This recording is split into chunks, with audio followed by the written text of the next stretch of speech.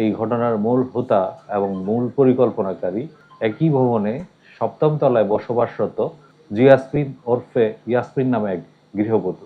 এই চাঞ্চল্যকর ডাকাতির ঘটনা তদন্ত করতে গিয়ে আমরা দেখলাম দেশের মানুষকে প্রতিদিন সুরক্ষিত রাখার প্রত্যয় নিয়ে সেফটি কেবলস সহ এলো সেফ সিলিং ফ্যান। পুরো ডাকাতির পরিকল্পনা বাস্তবায়ন এবং ডাকাতি শেষ হওয়ার পর পর্যন্ত একক নেতৃত্ব সে দিয়েছে এবং এ পর্যন্ত তাকে আমরা আজকে সকালে তার বাসায় অভিযান পরিচালনা করে গ্রেফতার করি এবং তার বাসা থেকে নগদ 20,000 টাকা উদ্ধার করতে পেরেছি। এছাড়া ফারুক খানের হেফাজত হতে লুণ্ঠিত স্বর্ণালংকার আমরা উদ্ধার করেছি এবং কয়েকটা অলংকার এখনো মিসিং আছে, সেগুলো উদ্ধারের জন্য আমাদের তৎপরতা অব্যাহত আছে।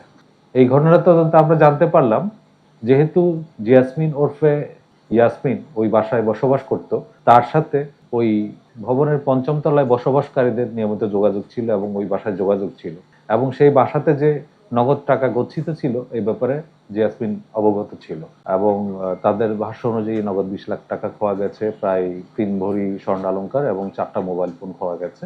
তো এ পর্যন্ত আমরা যে তথ্য পেয়েছি তাতে ডাকাতিতে সরাসরি জড়িত ছিল 5 জন, আর 2 জন ছিল তাদের